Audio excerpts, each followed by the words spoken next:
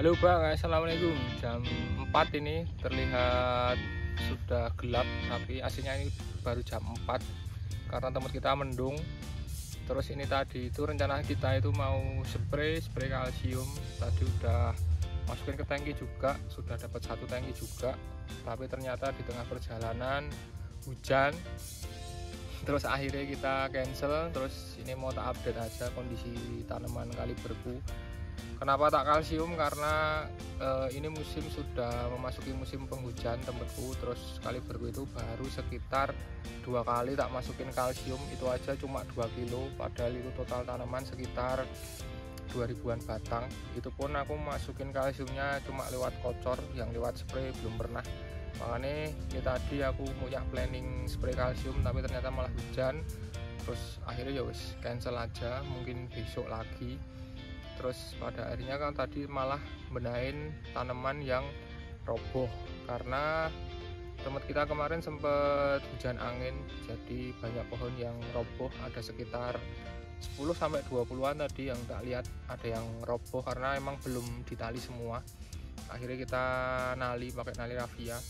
Untuk perlakuan di musim hujan kayak gini, aku biasanya itu lebih kenceng di fungisida sama kalsium sama dolomit. Untuk insek aku lebih cenderung ya main wajar aja lah, paling seminggu spray 1 kali aja cukup kalau untuk insek. Tapi kalau untuk musim penghujan kayak gini aku biasanya kencengin fungisida baik sistemik maupun kontak, karena jamur-jamuran nanti biasanya akan lebih ganas kalau pas musim penghujan kayak gini. Terus juga masalah pemupukan di musim penghujan kayak gini, aku biasanya pemupukannya juga tidak tak rapatkan, tapi tak kasih jarak yang agak longgar sekitar, kalau biasanya aku sekitar 10 hari sekali ngocor, nah itu paling nanti sekitar 2 minggu sekali aku baru ngocor.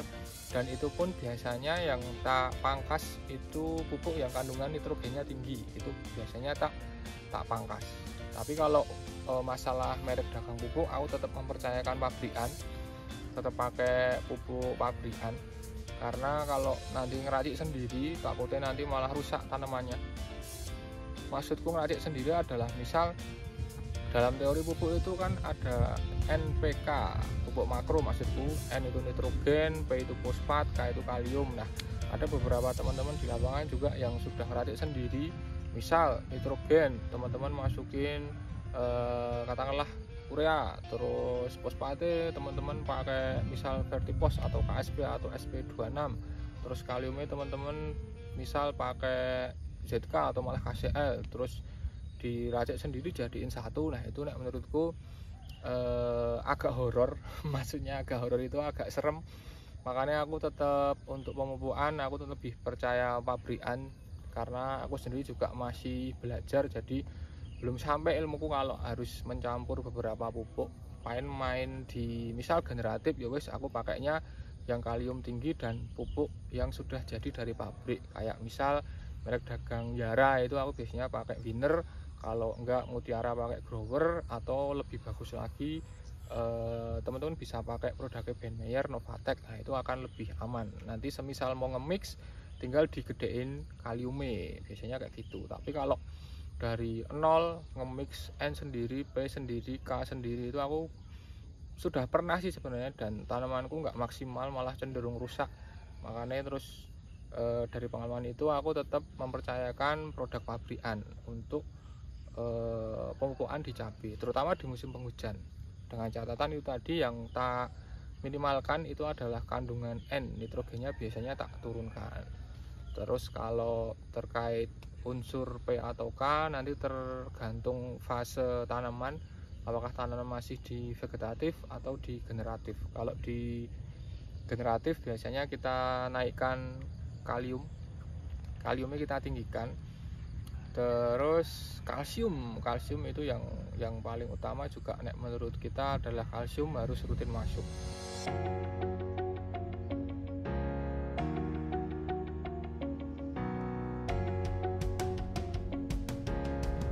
Terkait kalsium ada beberapa teman juga yang masih pro kontra antara kalsium sama pupuk itu di mix bisa atau enggak. karena ada yang bilang kalsium sama kalium itu kontra kalau ketemu, dan secara teori memang itu benar. Tapi untuk pengalaman di lapangan selama ini, untuk kalsium sama kalium aku biasanya mix sama pupuk juga aman. Maksudku NPK kayaknya kan kalium, nah itu tak campurin sama kalsium, misal CNG, itu juga tanamanku masih aman-aman aja.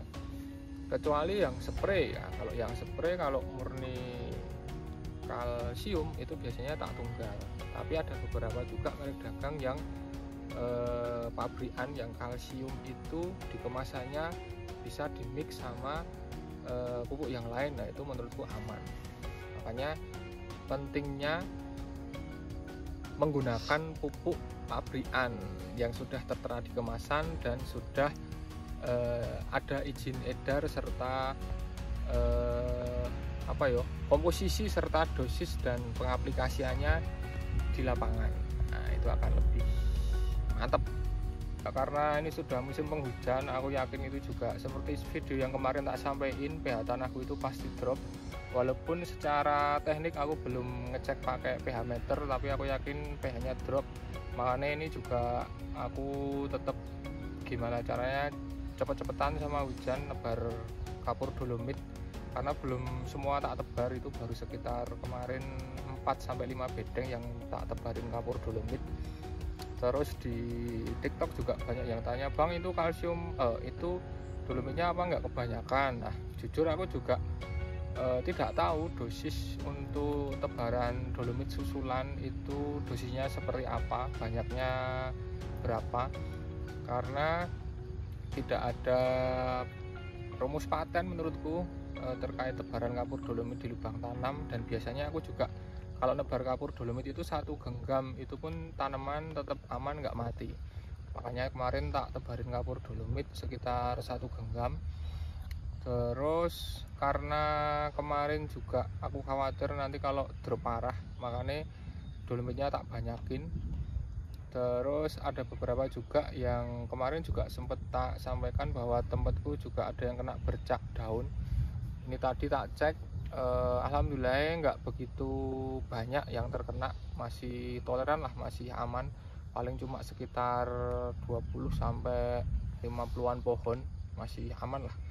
Terus bercaknya juga tak lihat antara bakteri sama jamur. Terus sebenarnya kemarin mau tak spray fungisida langsung, tapi karena gerimis juga kemarin jadi belum sempat masuk juga fungisidanya. Pokoknya kalau musim kayak gini kita harus menurut kita itu harus pinter-pinter dalam manajemen, terutama bagian spray. Jangan terus terpatok kalau katanya dia kalau insek itu bagusnya sore atau malam. Nah kalau sore atau malam hujan, nah itu kita juga mau nggak mau kita harus spraynya seluangnya waktu pas nggak hujan. Misal pun pagi hujan, terus siang jam 12 itu sudah nggak hujan dan nggak panas, ya wes kita masukin insektisida pun menurut kita nggak apa-apa. Karena kalau musim penghujan kayak gini kan kita juga harus istilahnya harus melihat kondisi, kira-kira hujannya itu biasanya pagi atau sore atau malah seharian hujan. Nah itu kita harus pinter-pinter memanajemen waktu. Jadi kalau untuk terkait SOP atau metode, kalau insek harus petang atau malam, kalau nutrisi harus pagi atau menjelang siang ataupun apapun itu, menurut kita itu lebih ke sugesti ataupun feeling teman-teman saja. Jadi nggak harus patokan jam berapa itu. Menurutku kalau musim kayak gini aman lah, asal nggak kena air hujan wis gas.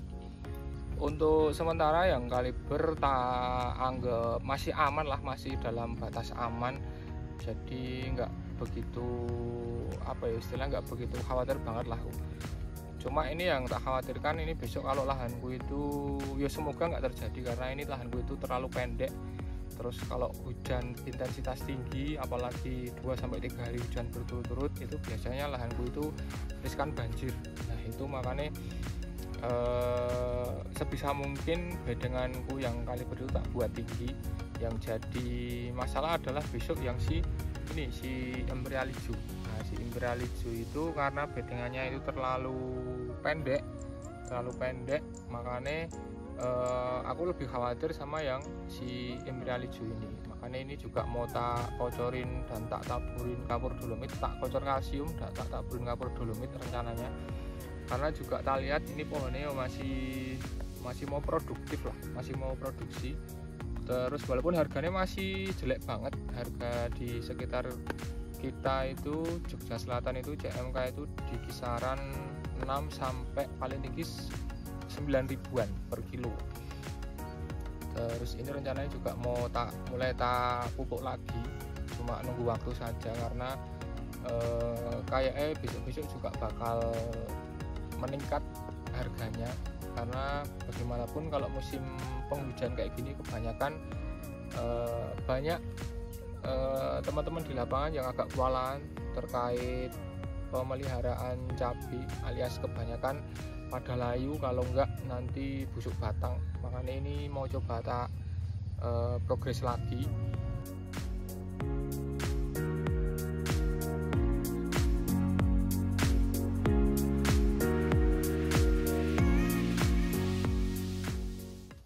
Oke, mungkin di video kali ini cukup sekian Bang, paling cuma sekitar 10-15 menitan ini durasinya, karena ini juga terlihat kayaknya mau hujan deras, walaupun di kamera ini masih terang, soalnya ini pakai HP Cina, jadi kondisi realnya itu berbeda dengan di lapangan. Pokoknya pesanku seperti yang kemarin-kemarin, bagi teman-teman yang pemula seperti aku, tetap semangat apapun musimnya, apapun tantangannya di lapangan, jangan menyerah, tetap banyakin referensi dan jangan malu untuk bertanya. Kalau semisal teman-teman ada pengalaman juga terkait penanggulangan atau perawatan cabai di musim penghujan, teman-teman bisa komen di kolom komentar, nanti kita diskusi bareng, soalnya aku juga masih tahap belajar. Oke teman-teman, matur suwun yang sudah mantengin videoku. Oke, tetap semangat, kita sukseskan pertanian, terutama bagi teman-teman petani muda di Indonesia. Cuos.